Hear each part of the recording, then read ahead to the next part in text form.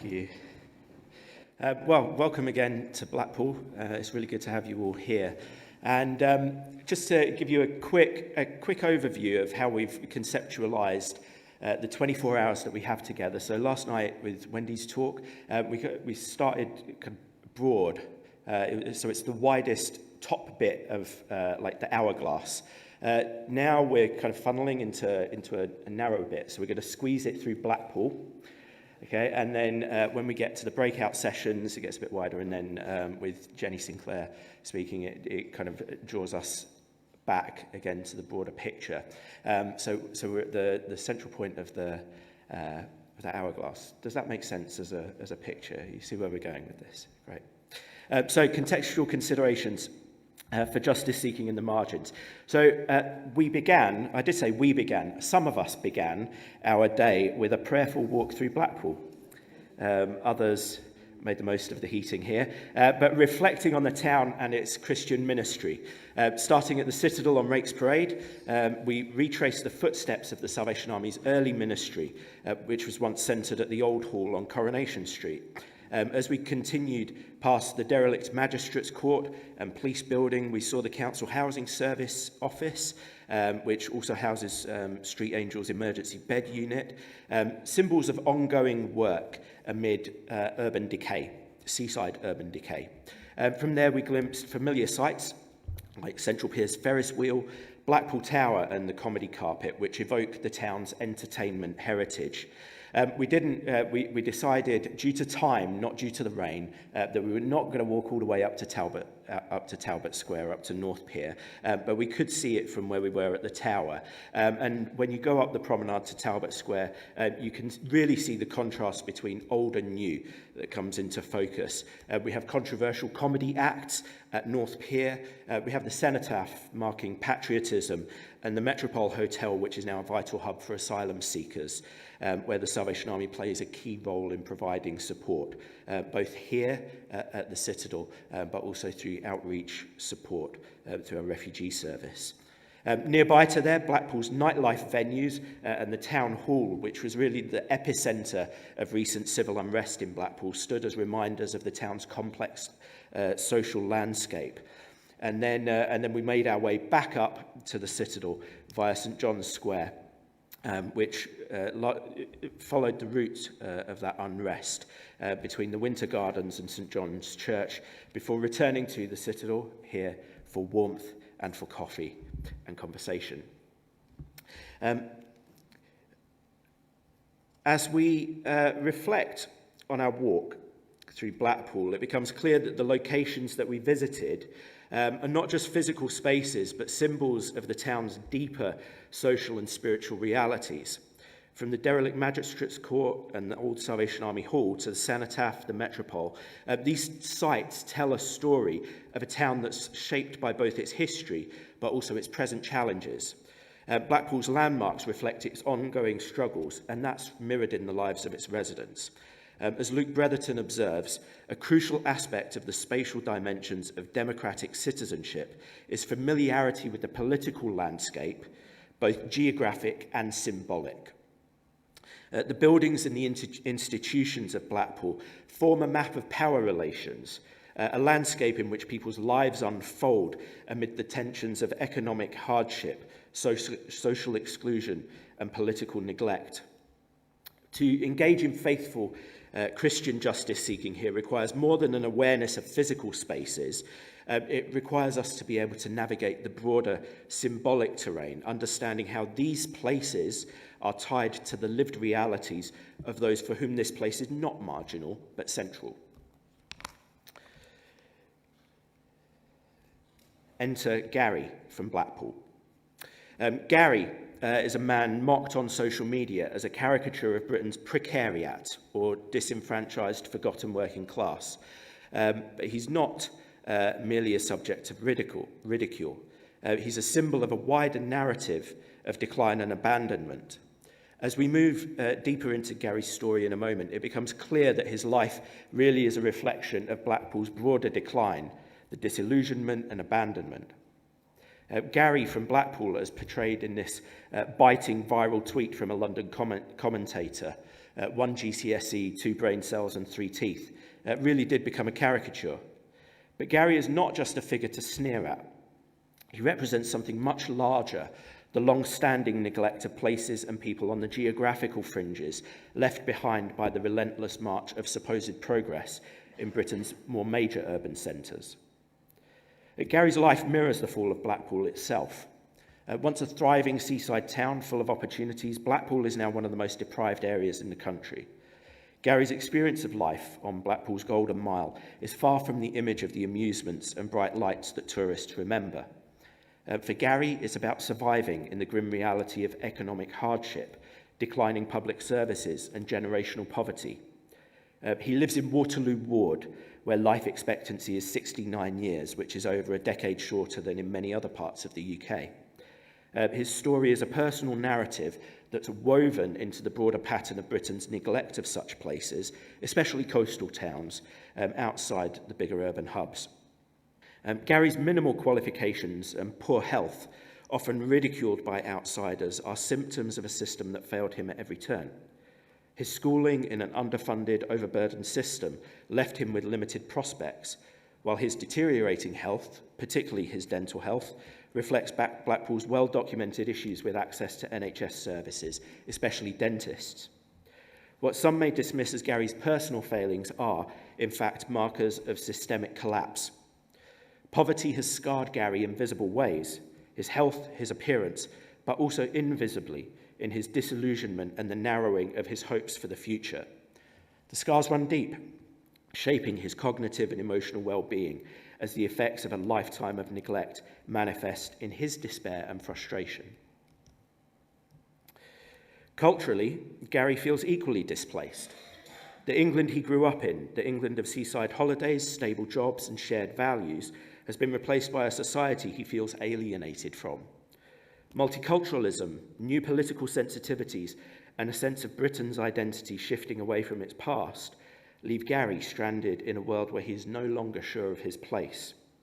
This feeling reached a particular poignant moment for him when a Daily Mail headline told him that Garys are heading for extinction, while at the same time the most common name in Britain, accounting for spelling variants, was Mohammed. His Brexit vote was perhaps an attempt to reclaim some of that lost identity, a grasp at regaining control in a political and social landscape that has largely ignored people like him. Yet his subsequent disillusion with politics and his refusal to vote in later elections speaks to the depth of his disconnection. When he raised a St. George's flag on a small roundabout during the riots in the summer of 2024, it wasn't really an act of mindless nationalism, but a desperate gesture of belonging, of an almost pathetic attempt to try to claim a place and a piece of land in a nation that no longer seems to care. The viral tweet mocking Gary underscores a deeper trend in national attitudes, the dismissive sneering at the precariat, a portmanteau merging precarious with proletariat. The riots of 2024 have not been met with introspection or a desire to understand the grievances of those on the margins, but largely with derision. Where the riots of 2011 sparked conversations about social inequalities and led to calls for action, these more recent riots were dismissed as absurd and the participants mocked as relics of a bygone era. Gary and those like him are not unintelligent or ignorant, though they are fed misinformation. They are casualties of a political system that has left them behind, of an economic system that offers them little hope, and of a cultural shift that makes them feel like strangers in their own country. This picture is one of my experiments with AI. Gary's story is not unique. It's emblematic of a broader crisis unfolding across forgotten Britain, and Blackpool stands as a microcosm of this larger narrative. The challenges Gary faces, poverty, disillusionment, and systemic neglect, are not simply personal issues. They are the result of the deeper structural forces that have converged to create what I call the 4 horsemen of the social apocalypse. First, dysfunctional bureaucracy plays a significant role in Gary's story. The underfunded school system that I mentioned that failed him, the lack of accessible healthcare that left him without proper dental care, the labyrinthine housing system that offers little support to people in places like Blackpool are all signs of how bureaucracy has broken down. It no longer serves the people it was meant to protect. Instead, it often hinders their basic access to basic necessities and leaves them feeling less human. Second, rampant capitalism has hollowed out towns like Blackpool. Once thriving on tourism and local industries, Blackpool has seen its economy spiral into decline as larger economic forces push jobs elsewhere, leaving Gary and many others with little in the way of opportunities. Capitalism has turned Blackpool's famous seaside attractions largely into symbols of a bygone era that trades purely on nostalgia, while the people who once benefited from that prosperity have been left to cope with the disintegrating social fabric. Third, organised crime preys on the vulnerable in places like Waterloo Ward. With little in the way of economic opportunities or social support, people are drawn into criminal networks, such as the County Lines drugs gang that moved large volumes of crack cocaine and heroin from Manchester to Blackpool, perpetuating cycles of violence and exploitation. Gary may not be directly involved in crime, but the presence of these networks in his community further entrenches the disillusionment and the hopelessness he feels. And then finally, addictive culture that's gripped Blackpool and people like Gary. Whether it's gambling, alcohol, or drugs, addiction is both a symptom and a cause of the town's despair. The easy availability of these vices offers a temporary escape from the harsh realities of life, but it only deepens the social and personal crises that people like Gary face, which leads to Blackpool having the highest rate of drug-related deaths in England and the largest number of drug-related and alcohol-related hospital admissions in England as well. Gary from Blackpool is not just a figure of derision, therefore. He's a living testament to the failures of Britain's political, economic and social systems. His story encapsulates the four horsemen of this social apocalypse, revealing the deeper spiritual and structural malaise affecting forgotten places like Blackpool. It's through people like Gary that we see the urgent need for justice-seeking responses, ones that not only address the symptoms but seek to overturn the system that perpetuates such despair. But justice-seeking must also involve personal transformation. Gary's repentance, turning from bitterness and disillusionment towards hope in God and the possibility of a restored community, is as vital as systemic change. The broader community, too, must repent of its complicity in neglecting people like Gary, embracing a shared response to rebuild the broken structures and to seek reconciliation in the midst of that social apocalypse. I've introduced the language of apocalypse deliberately here. First, because of how it relates to crisis, so catastrophic endings, the collapse of systems, the sense of an end of the world scenario. We use apocalyptic imagery to capture the profound societal breakdown we see in places like Blackpool. It evokes the sense of an irreversible decline, of structures failing, and of a world falling apart. But apocalypse, when we consider its etymology in the Greek word apocalypsis, as it is used in the New Testament, also means an unveiling, an uncovering, a revelation. It's not just about the end, it's about the moment when something hidden is brought to light. In the context of social crises like those that I've named, apocalypsis involves both the breakdown of visible systems, but also the revelation of deeper truths about our society. The crises in Blackpool, embodied in figures like Gary, are moments that unveil the failures, but more than that, they reveal opportunities for the church to encounter revelation in the margins, in the presence of Christ in the margins, calling us to respond not only with compassion, but with justice-seeking action. This dual aspect of apocalypse, crisis and revelation, means that the church will see moments of social collapse not simply as problems to fix, but as opportunities for deeper theological reflection and action and encounter. Justice-seeking in the margins is about engaging with these crises, not just as social breakdowns, but as moments where Christ is present, calling us to uncover and respond to the deeper realities of our world. Gary's life, as I've relayed it, is not meant to evoke sympathy or pity, nor is he an idealized figure of noble suffering. He is simply a man shaped by the realities of Britain's forgotten places, a product of failing systems and a society that has left him behind. But in Gary's life, we must see more than just social decay. As I say, we must see an opportunity for the church to encounter Christ in the margins.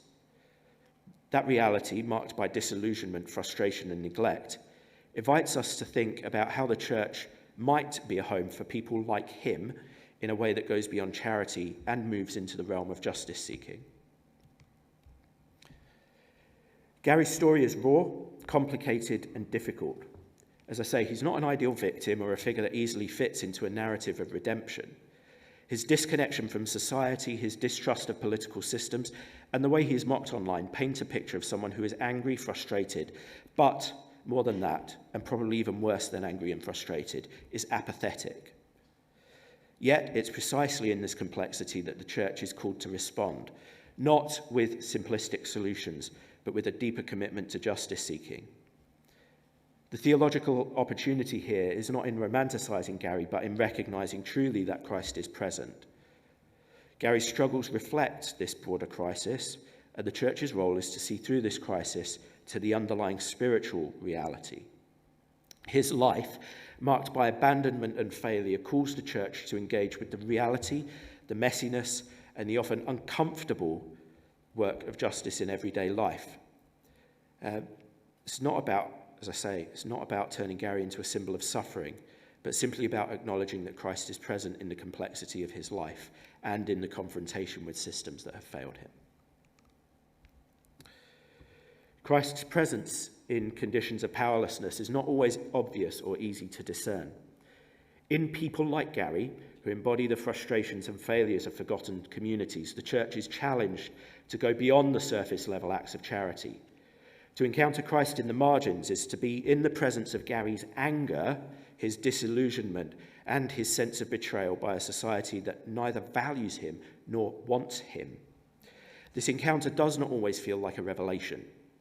It can be frustrating, disheartening, and even confrontational. Yet, the church is called to persist in this encounter, recognizing that Christ is revealed, not in spite of the difficulties, but within them. Justice seeking in this context is about staying present in the reality of someone like Gary, not turning away when the situation becomes uncomfortable or too difficult to understand. It's about recognizing that Christ is present, even and perhaps especially in the spaces where hope seems absent. The church's task is not to glorify Gary or turn him into an object of pity, but to uncover the deeper truth that lies in the encounter. As I say, not about a simplistic solution or a one-time act of charity, but about engaging in the long and patient, often difficult process of seeking justice within systems that are stacked against people like Gary.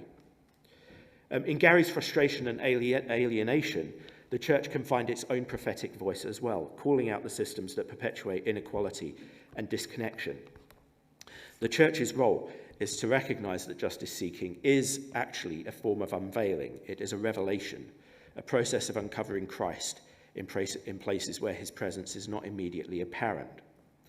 But it's a quiet, it's a persistent form of revelation, where the church does the hard work of engaging with the complexities of life in the margins, not romanticizing them, but facing them head on. The apocalyptic nature of these crises is, as I said, that they both reveal the brokenness of the systems and also the possibility for transformation. The church is invited to see both the reality of societal failure and the opportunity to participate in God's work of justice, not in grand gestures, but in the slow, often hidden work of restoring dignity, building relationships, and confronting the structures that keep people marginalised. In Matthew 25, verse 31 to 46, which Wendy referred to yesterday, Jesus speaks of the final judgment, where the righteous are those who fed the hungry, give drink to the thirsty, welcomed the stranger, clothed the naked, cared for the sick, and visited the prisoner. These acts of compassion are not simply about charity. They're about recognizing Christ in those whom society has overlooked or dismissed. The righteous did not simply see people's immediate physical needs. They ended up having their humanity revealed to them and responded with care. In the case of someone like Gary, we must expand this understanding to include not just physical needs, but emotional and spiritual ones as well. Gary is not just hungry or cold. He is angry, disillusioned, and frustrated by a societal system that's left him behind. In Gary's case, his experience of alienation warrants a response as much as hunger or thirst.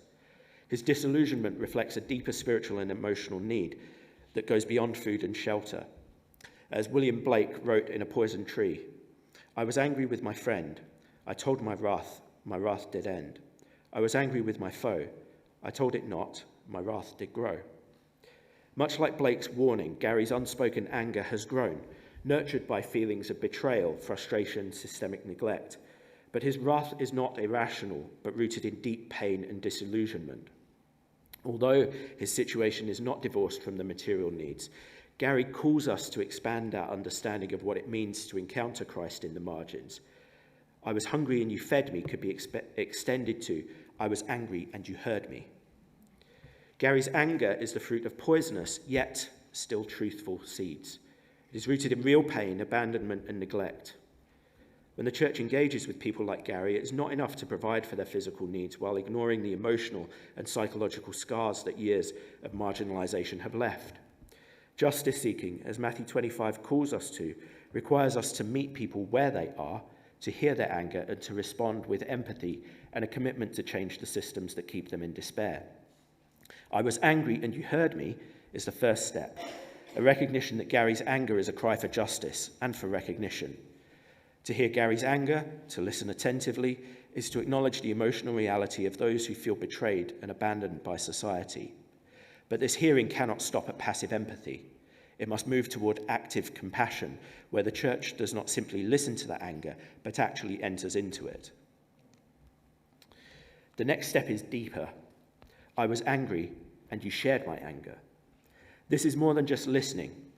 It's entering into the emotional reality of those who are suffering. It means recognizing that Gary's anger is not irrational or baseless, but is rooted in real lived experiences of systemic failure.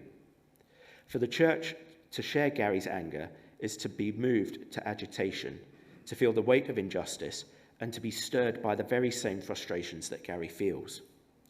The call to share Gary's anger is not about legitimizing potentially destructive actions, but about taking his frustration and pain seriously, acknowledging the injustice he has experienced.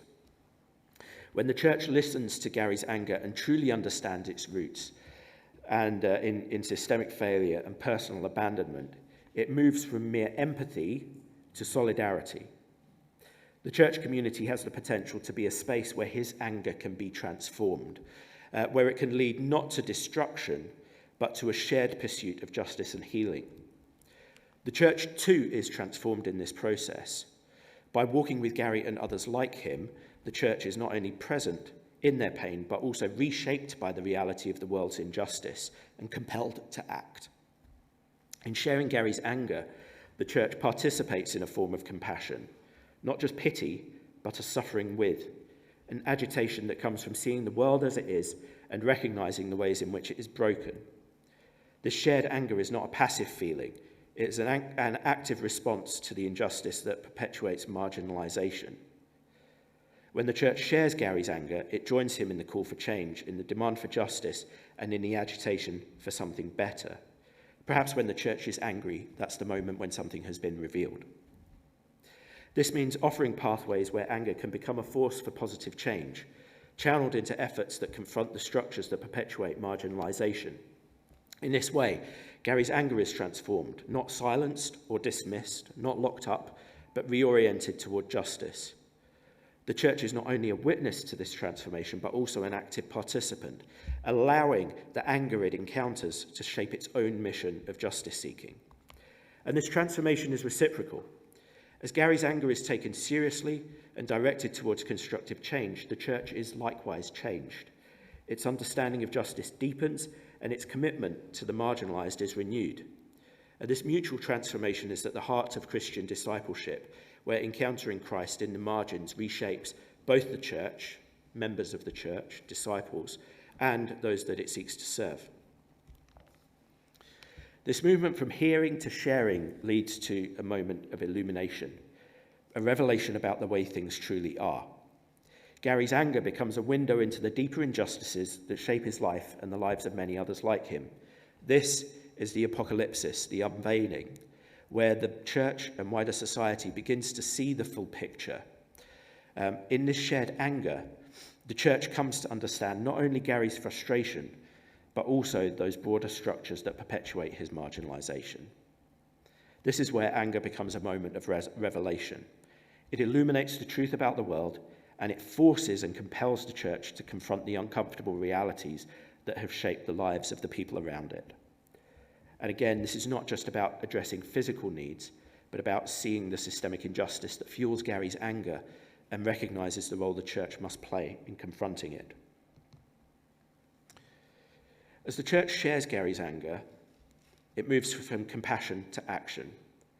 To share in someone's anger is to be moved to seek justice, not just by offering the temporary relief, but looking to the root causes of suffering. This is where justice seeking becomes an act of revelation. In this way, Matthew 25 calls us not only to feed the hungry or clothe the naked, but also to engage with those deeper emotional and spiritual needs of those who have been forgotten by society. And inevitably, that means a confrontation with the broader structural and systemic points around them. I was angry and you shared my anger signifies that the church does not stand at a distance, but fully enters into the pain and frustration of the marginalised. In doing so, it recognises its own identity as a community formed by the marginalised, naturally aligning with their cry for justice. This shared experience unveils the deeper realities of the world, bringing the church face to face with the truth of systemic inequality and suffering. Indeed, if the church is only talking about marginalised people as though they are not part of the church, then it's probably not the church. The progression from hearing Gary's anger to sharing it, and the resulting moment of revelation, gives us an understanding of discipleship. Justice seeking is not simply about addressing symptoms, it's not simply about solving problems, but it is about a transformative encounter with Christ who is present in those on the margins. This is the heart of discipleship, not just doing good works, but allowing ourselves to be changed by the encounter with the disempowered and the vulnerable who are amongst us. When the church hears Gary's anger and shares in it, the church is not only standing in solidarity with him, but encountering Christ through him. This becomes theologically significant, one that calls us to recognise Christ in the pain, the frustration, the disillusionment of those who have been left behind. And Christian discipleship means entering into this encounter fully, allowing the lives of people like Gary to reveal to us the true nature of power, vulnerability, and God's call to faithful action. These crises, the anger, the disillusionment, are not just obstacles to be overcome. They are opportunities for the church. In sharing Gary's anger, we understand how power is deeply flawed. Power, as the world sees it, is about control, domination, and self-preservation. But in Christ, power is revealed in vulnerability, in service, and in solidarity with the weak and marginalised. Through the crises we encounter in people like Gary, the church has invited itself to rethink what it means to wield power. True power, as we say according to the gospel, is not found in domination, but in humility and service. By standing with and being composed of the powerless, the church enters into the vulnerability of Christ himself, who identified with the least of these. And it would be a shame if Christ were not present in the church. This redefines discipleship as not merely following Christ in theory, but following him into the margins where power is transformed into service and love for the vulnerable.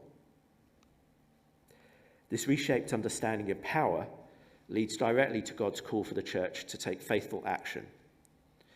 Sharing in the anger of those like Gary, being truly angry, means that the church cannot remain passive or detached. To truly follow Christ, the church must act in response to the revelations that these crises bring. And this is not an act that is about charity alone, but about seeking justice and confronting those systems that perpetuate marginalisation. Discipleship, then, is about embracing the transformative power of these encounters. By engaging with the crises of the marginalised, the church not only serves those in need, but is itself changed. The anger, frustration, and suffering of Gary becomes an opportunity for God's kingdom, a kingdom where the first are last and the last are first, and where true power is found in that vulnerability and service. It's here that we're invited to participate in the ongoing revelation of God's kingdom on earth. The story of Gary from Blackpool reveals not only the personal consequences of systemic failure, but also the broader structures that we've talked about, what I've referred to as the four horsemen of the social apocalypse: dysfunctional bureaucracy, rampant capitalism, organised crime, and addictive culture. Through the Christological lens of encountering Gary, the church is called to respond to these horsemen, to confront them, to challenge those systemic forces, not with simple pragmatic solutions, but rooted in the theological imperative of justice seeking and in transforming those structures that keep people like Gary marginalised into something better. Addictive culture, one of the four horsemen, is a powerful force in places like Blackpool, where addiction and dependency often arise from despair and economic deprivation. Gary's life, marked by the cycles of marginalisation and neglect, is deeply affected by this culture, which offers temporary escape, but compounds the sense of hopelessness. Harm reduction ministries can provide a faithful and practical model of justice seeking in response to this culture. By being present with those suffering from addiction, the church reflects a compassionate, Christ-like response that restores dignity and offers relational presence. Harm reduction is about more than alleviating symptoms, but it's about standing alongside people in their suffering, recognising humanity, and offering a path as well toward healing and restoration. This approach counters the destructive effects of addictive culture by rehumanising those whom society has written off. And harm reduction is not just a form of charity, but a model of presence and solidarity, embodying Christ's ministry to the suffering. It acknowledges the brokenness in people's lives and responds with dignity, transforming what could be a moment of crisis and death into an opportunity for encounter and healing. And this faithful response is a direct challenge to the addictive culture that really thrives on dehumanisation and despair. Gary's story is also shaped by the commodification of space, which is a product of rampant capitalism. In towns like Blackpool, where housing and public spaces are increasingly owned by distant corporations or investors, the local community has little control over its resources or its future. Gary's sense of alienation is exacerbated by a lack of agency over the places in which he lives, with housing especially seen more as a commodity than as a place of dignity and belonging. Church and community-led asset ownership models offer a powerful response to this horseman. By empowering marginalised communities to take control of their own resources, whether through housing cooperatives, land trusts, or community-driven development projects, the church can challenge the capitalist systems that commodify basic human needs like housing. These models align with the biblical visions of justice and equity that we heard in Wendy's presentation, where land and resources are not exploited for profit, but are stewarded for the good of all. Community-led ownership is a form of economic justice that aligns with the gospel's call to empower the poor and restore dignity. It's a very practical way for the church to embody the kingdom of God, where resources are shared equitably and communities are given the power to shape their own futures. This faithful response directly counters the forces of rampant capitalism that strips communities of their agency and of their dignity. However, when we operate in the world as it is, we make use of the various tools at our disposal. This Sunday, we'll be launching our Jeremiah Homes initiative, a transformative partnership between Blackpool Salvation Army and the Salvation Army's housing association, Salvation Army Homes.